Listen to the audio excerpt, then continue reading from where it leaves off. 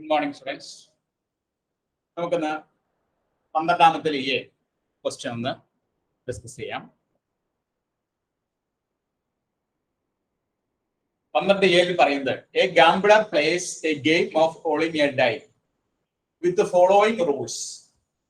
He will win ₹200 if he throws a 6, but will lose ₹40 if he throws 4 or 5, and lose ₹20 if he throws 1, 2 or 3. Find the expected value that the gambler may gain. അപ്പോൾ ഒരു dye ആണ് അദ്ദേഹം toss ചെയ്യുന്നത്, play ചെയ്യുന്നത്. അപ്പോൾ ഡൈയുടെ പ്രത്യേകത എന്താണ്? അതിന്റെ സാമ്പിൾ സ്പേസ് എന്ന് പറഞ്ഞാൽ 1, 2, 3, 4, 5, 6. 1 വീഴാം, 2 വീഴാം, 3 വീഴാം, 4 വീഴാം, 5 വീഴാം, 6 വീഴാം, അല്ലെ? 6 ഇവന്റ്സ് ആണ്, ഔട്ട്കംസ് ആണ് വരുന്നത്. അതിൽ ഏത് ഔട്ട്കംസ് വീഴാം. അദ്ദേഹത്തിന് he will win ₹200.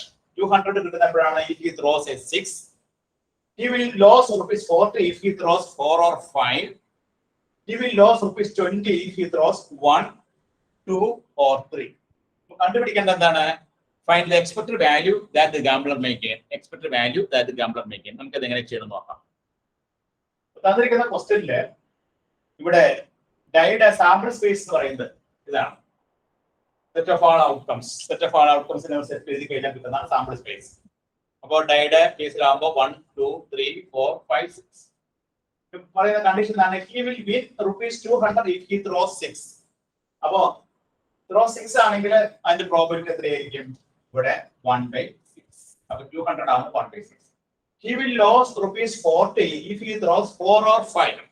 4 or 5 എന്ന് പറയുമ്പോൾ 1/6 plus 1/6 എന്ന് പറഞ്ഞാൽ 2/6. That is equal to 1/3. അപ്പോ 40യുടെ കേസില് 1/8. He will lose ₹20 if he throws 1, 2 or 3.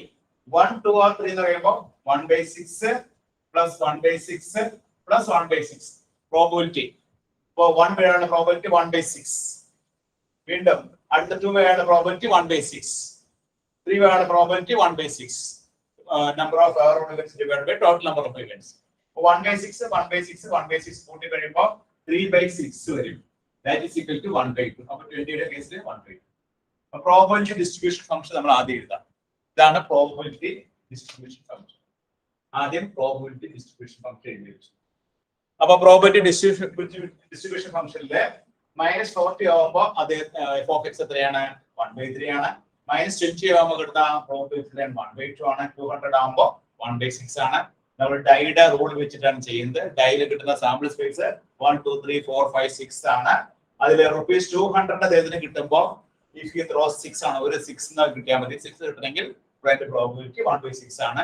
He will lose ₹40 throws 4 or 5. 4 or 5 എന്ന് പറയുമ്പോൾ 1/6 plus 1/6 2/6. That is equal to 1/3. He will lose ₹20 if he throws 1, 2 or 3. So 1/6 plus 1/6 plus 1/6 3/6. That's 1/2. നമുക്ക് കണ്ടുപിടിക്കേണ്ട എന്താണ്? Expectation x കണ്ടുപിടിക്കണം.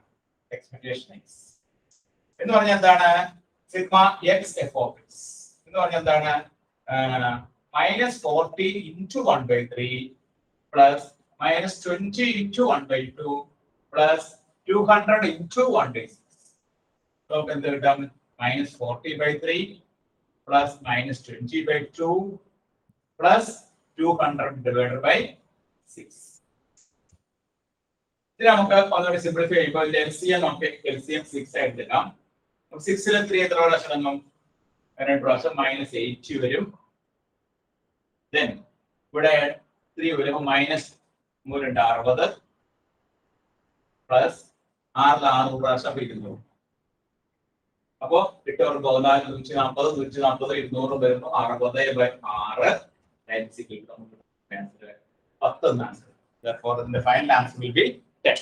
ഈ ഒരു problem നമുക്ക് workout ചെയ്യാനായിട്ട് വളരെ എളുപ്പമാണ്. തന്നിരിക്കുന്ന കണ്ടീഷൻസ് ഉപയോഗിച്ച് ഒരു പ്രോബബിലിറ്റി ഡിസ്ട്രിബ്യൂഷൻ ടേബിൾ നമ്മൾ ഫോം ചെയ്യുക. അപ്പോൾ നമുക്ക് ഇവിടെ പറഞ്ഞിട്ടുണ്ട് he will win ₹200 if he throws 6. അതുകൊണ്ടാണ് ഇതിന്റെ 1/6 വരുന്നത്. ആദ്യ സാമ്പിൾ സ്പേസ് എല്ലാ സാമ്പിൾ സ്പേസിൽ നമുക്ക് കിട്ടുന്ന ഔട്ട്കംസ് ഏതൊക്കെയാണ്? 1, 2, 3, 4, 5, 6. കാരണം ഡൈ ആയതുകൊണ്ട് 1, 2, 3, 4, 5, 6. 200 വരുമ്പോൾ കറസ്പോണ്ടിങ് പ്രോബിലിറ്റി 1/6. minus 20 വരുമ്പോൾ കിട്ടുന്ന പ്രോബബിലിറ്റി 1/2. 1/2 വരുന്നത് എങ്ങനെയാണ്? If he throws 1, 2 or 3, 1 വരുമ്പോൾ 1/6, 2 വരുമ്പോൾ 1/6, 3 വരുമ്പോൾ 1/6. 1 plus 1 plus 1, 3/6 വരും. 3/6 എന്ന് പറഞ്ഞാൽ എത്രയാണ്? 1/2. He will lose profit rupees 40 if he throws 4 or 5. 1/6 plus 1/6, 2/6. 2/6 എന്ന് പറഞ്ഞാൽ എത്രയാണ്? 1/8. അപ്പോൾ 1/8.